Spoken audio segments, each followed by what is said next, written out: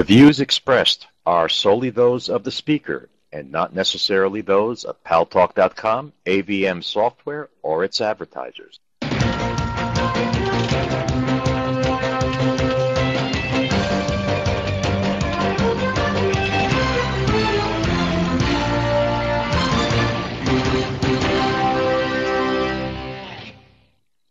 News Talk is online. News Talk Online is a production of Paltalk.com, the largest multimedia interactive program on the internet with more than 4 million unique users. On demand on iTunes and on YouTube and on my blog, GaryBaumgarten.com, where you can post your comments, whether you agree with yours truly or not, and where you can also subscribe to my Twitter feed, twitter.com/GaryBaumgarten. I recommend that you do, because that's where you get all the news that you need to know to be an informed chatter on Paltalk. And by following me on Twitter, you are automatically registered to get a free premium nickname. I'm giving away one a day. So all you got to do is click on that Twitter link and follow me, and you could win yourself a green nick. And thanks to our good friends at CRN Digital Talk Radio, we're syndicated to an additional 12 million households. I am your host, Gary Baumgarten. We closed off the show yesterday looking back at what happened 40 years ago, the flight of Apollo 11 to the moon. Today, leading up to the opening of the show, we had live coverage of the docking of the Space Shuttle Endeavour with the Soyuz with the International Space Station. And the ISS is now populated with 13 astronauts and cosmonauts and so forth, the largest number in history. I thought that was very, very cool coverage, and I thank live coverage for doing that. I want to thank, this is something I usually do before we go on the air, but I want to thank Cassandra and Gray Bear and Charlie and Mailpot and Jan here for putting yourselves in queue already. And Afghan Finest, who is assuring me that when he writes in Urdu, he will do so in a G-rated fashion in our virtual auditorium so he doesn't get bounced out again. And Reisky for coming on cam. For putting your hand up. And Charlie and Sean Robinson and Rota and DJ Poole and Sonny and Dave and Dries and U.S. Marshal Milena, Jetto, Jenny. Oh, there's my buddy Sal, who's going to help me with the show today. So I'm going to get your microphone activated.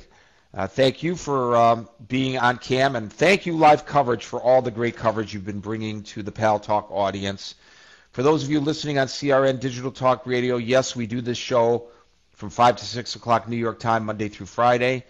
But at other times, we're bringing you other events that people come into our virtual auditorium on paltalk.com to chat about the various issues.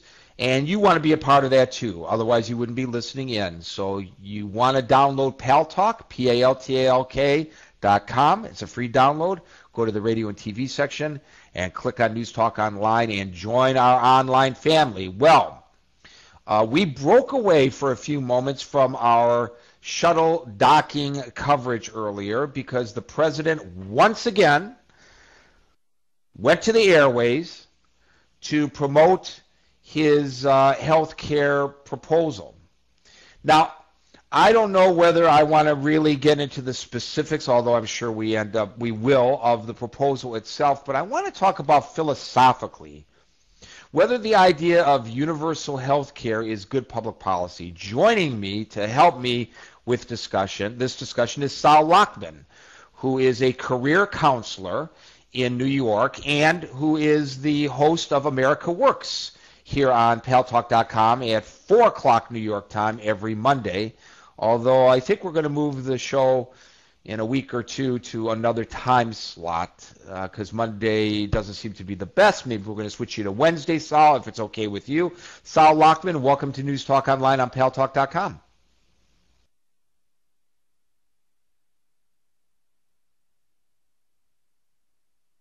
Oh, Sal, is your microphone working?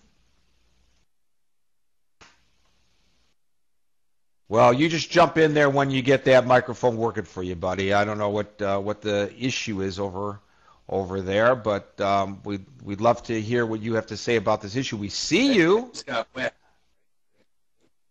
How am I now? Is that a little better? There you go. Yeah, it helps to turn it on. Excellent. Yeah. So Sal, you help people try to find jobs. You keep an eye on the economy. I'm just curious. The president insists that we need his or some kind of health care proposal to keep the economy going. There are others who have analyzed this and who say it'll just add to the federal deficit. It'll just cause for the economy to slow down even more. What is the proper public policy with regards to this, and will it make it easier for people to find jobs if we have some kind of universal health care, or more difficult? Gary, that's a great question. And let me just begin by saying that I have participated in many government programs as a social worker. And it'll sound cynical, but here's my take. Here's my take on government programs. The number one purpose of any government program, and I think everyone should remember that, is to cast the politicians who pass it in a favorable light. And that is the number one issue. The number two reason for a government program is to provide social workers like me with jobs. And so that is very good for my employment. And the number three goal is maybe to help people. Now, the job of the social worker, like me, is to take the ridiculous government program with the silly rules that they pass and to actually make it help someone without breaking the law, so that we go to jail, because we don't want to do that either.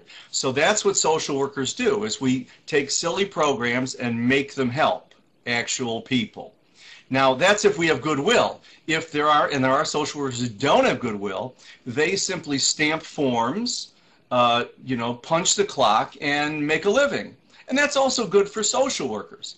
Now, giving that as an outline, I think that the problem with healthcare is the same, that we're not really thinking philosophically about what kind of healthcare do we want in this country and what's good for people. We're busy playing to the galleries, attempting or claiming to attempt to help people who need help, but not necessarily creating a program that's really going to do it. And I think both sides are right in a sense that the President Obama and the government want to help people, but the programs that they're proposing, say the other side, A, aren't going to help people, and B, are going to bankrupt the country. And they have a point too, and no less a group than the Well, I will be the first to admit, Sal, that... Right. I'm sorry. Yes, the CBO. I got it. Well, the Congressional Budget Office